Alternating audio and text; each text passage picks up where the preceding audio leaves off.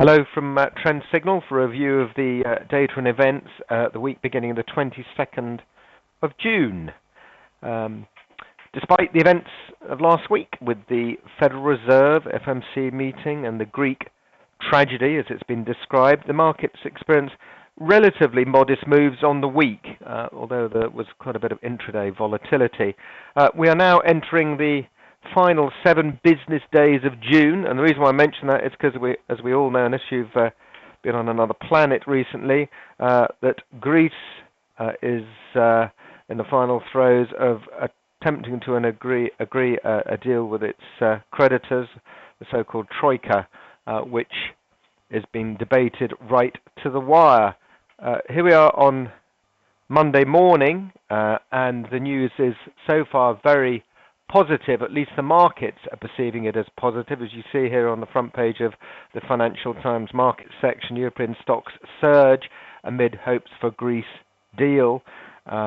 This was prompted by news on Sunday that EU leaders basically told Alex Tsipras, the head of Syriza party and the Prime Minister of Greece, that he had to thrash out a deal with the Troika negotiators before the emergency meeting that's scheduled on Monday evening, as the meeting will only ratify the agreement rather than debate it, as it were.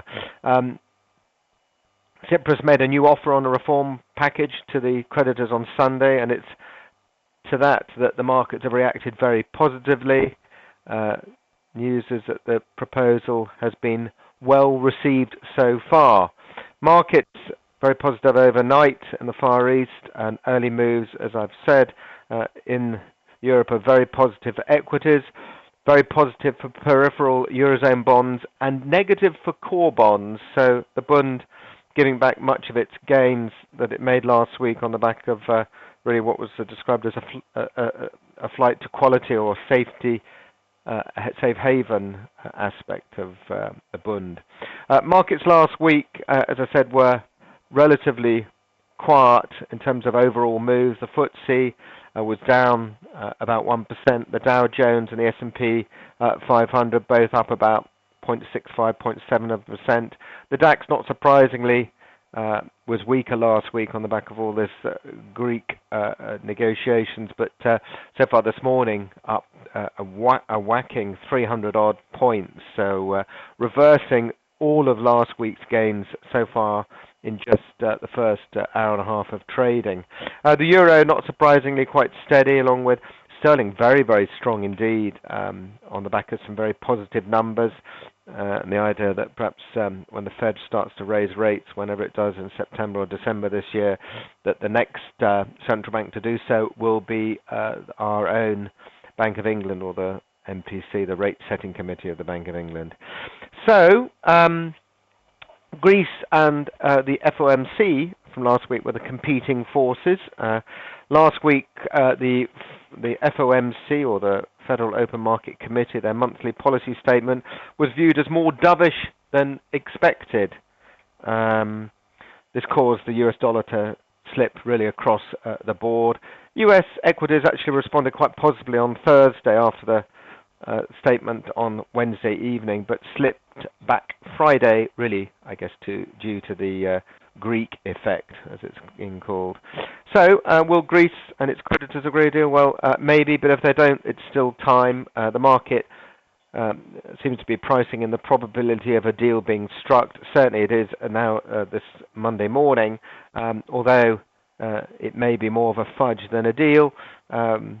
Greek assets, and those of the peripheral Eurozone, as I've said, have not priced in a default yet, but obviously so far this morning Greek assets are a lot firmer, along with the peripheral Eurozone bonds and equities, really.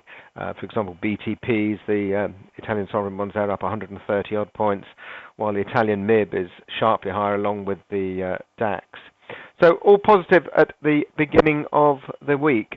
Everything this week, as I say, hinges on the negotiations or any last-minute deal between Greece and its creditors.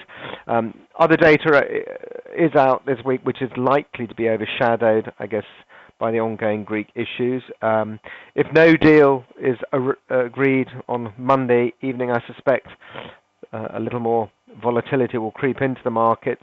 whilst we await some resolution. But I think the markets seem pretty convinced now, certainly looking at the developments this morning, that a compromise deal will be put together in time for Greece to repay the 1.6 billion to the IMF. If they don't agree a deal, well, less likely to happen now, I guess. But, markets would obviously fall off the edge of a cliff should that happen. Core bonds would rally sharply and the euro would fall along with equities. But for now, it looks like it will happen. Let's have a look at the data out this week. Probably the lightest calendar of the trading month, really, this week. Existing home sales is our first one here in the US, I should say, an improvement from last month. Yes, there's a holiday, in fact, in China on Monday, but that's already passed. We have manufacturing data out both in China and in the Eurozone. But the most important data this week is out in the US. That'll be the durable goods orders, which is rebounding quite sharply from the previous month's minus 0.2%, which was itself revised from plus 0.5%. And also the revision for the first quarter GDP in the US, originally reported as I think it was minus 0.9%, revised to minus 0.7%, and now the final revision looks to be nearer minus 0.2% as the market consensus. So, and that's something that market watchers, Fed watchers, will watch very closely. Anything that is likely to tip the Fed into raising rates sooner rather than later will be watched very closely by the markets, and the dollar and US assets will react accordingly. Other than that, we have the German IFO Business Climate Survey, which remains obviously overshadowed by the Greek situation, which is still unresolved, hence the reason why we're expecting a figure of 108.2, pretty much unchanged to slightly weaker than the previous month's report. Other than that, Mark Carney is talking on Friday, the governor of the Bank of England. When he talks, the market tends to react, so sterling assets might be on watch there, but it's I think he's actually talking at a conference on inclusive capitalism, which perhaps may not cause him to make any comments about the UK economy that would be market sensitive, if you know what I mean. That's it. As I said, a fairly light calendar this week. Thanks very much for listening, and bye for now. If you would like more information about trading the right way, Trend Signal is giving you the opportunity to see and hear about its services live at a free online seminar. Take a look at the Trend Signal website for the latest events and to book your free place.